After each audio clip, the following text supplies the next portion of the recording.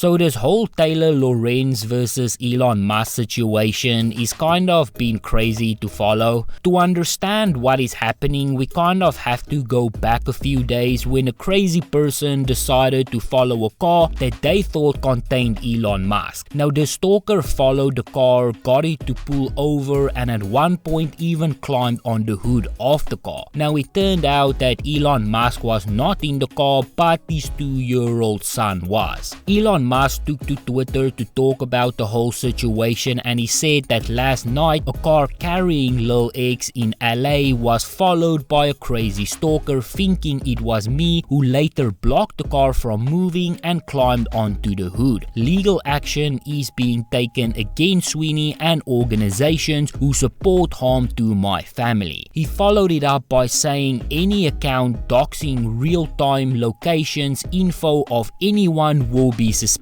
as it is a physical safety violation. This includes posting links to sites with real-time location info. Posting locations of someone traveled to on a slightly delayed basis isn't a safety problem, so that is okay. Now to understand that tweet and what he made reference to when he spoke about taking legal actions against Sweeney, that is pretty much a person who has a Twitter account that is following Elon Musk's private jet around and then posting real-time locations on Twitter. Now I'm not going to show too much of the account because I don't want to bring too much more attention to it, but the whole situation has been going on for quite some time now, with Elon Musk even reaching out to the person doing this and asking them to stop. Now at one point the person who was tracking all of this information said that he would only stop if Elon Musk were to pay him $50,000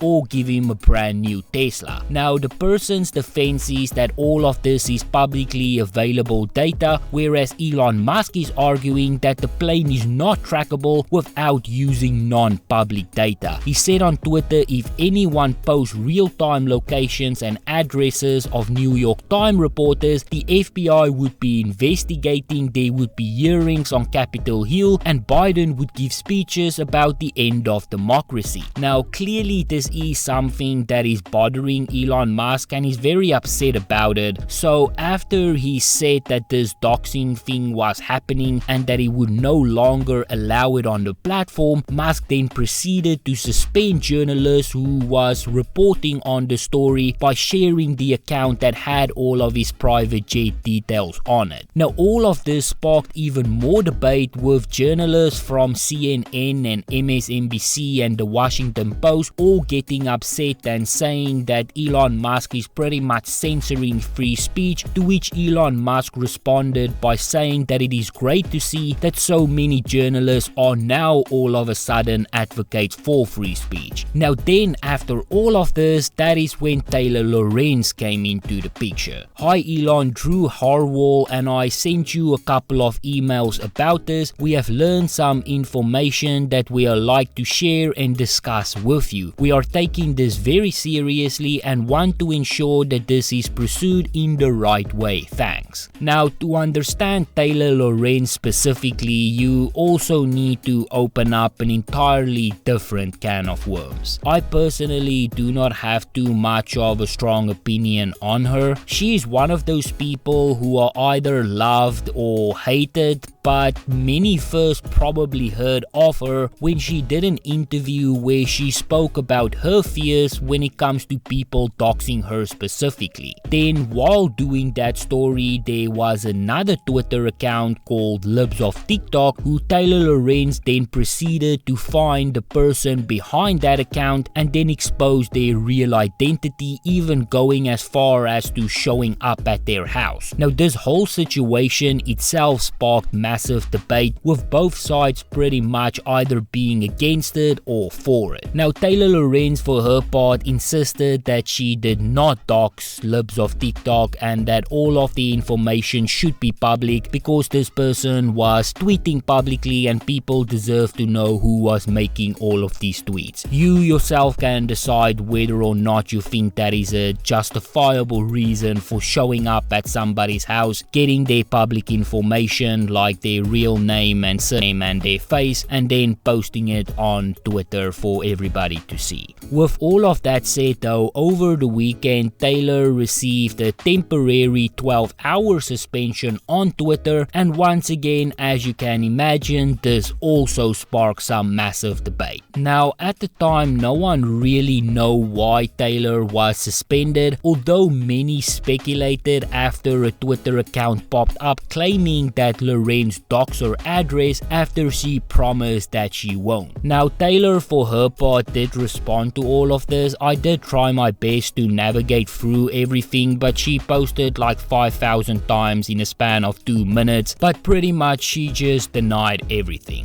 So when it comes to this whole doxing story that came up on Twitter, Elon Musk responded to all of it by saying that it was terrible and that he will no longer allow for it to happen. Now Lorenz responded to this by saying, and here she's talking about Elon Musk while answering another user's question, she pretty much tweeted out and said he was just scrambling and repeating what Libs of TikTok has claimed, and it is totally false. I never in my entire history on Twitter posted a tweet that violated community guidelines or doxed anyone, nor have I doxed anyone in my stories. Reporting on someone is not doxing. She also did a long post on the Washington Post, and that piece was pretty much just highlighting that there was no link between the person who shared Musk's location online and the attack that happened on his child, and then she also pretty much just blasted him for banning a bunch of journalists. Now for me personally, starting off with Elon Musk and all of the sharing of his private jet locations, it is very clear that the person doing this is trying to get something out of it. They claim to be a fan of Musk, but if you are trying to exhort him, then you are not a fan of him. I do not care if some of the information about his jet is public. If you are putting all of that information together and showing it on your Twitter account in real time, then it is clear that you are pretty much trying to get a reaction out of him. And the way that people have been trying to defend this is also crazy. You simply do not like him, so now you think all of this is just okay. If this was anyone else that people did not like, everyone would be throwing tantrums, but as long as it is someone that you politically disagree with, then people are pretty much just finding justifications. People even mock the fact that the car with his son in it was stopped. Like, what do people think would have happened if Elon Musk was actually in the car? This is clearly a crazy person who did this, but once again he says things that you don't like,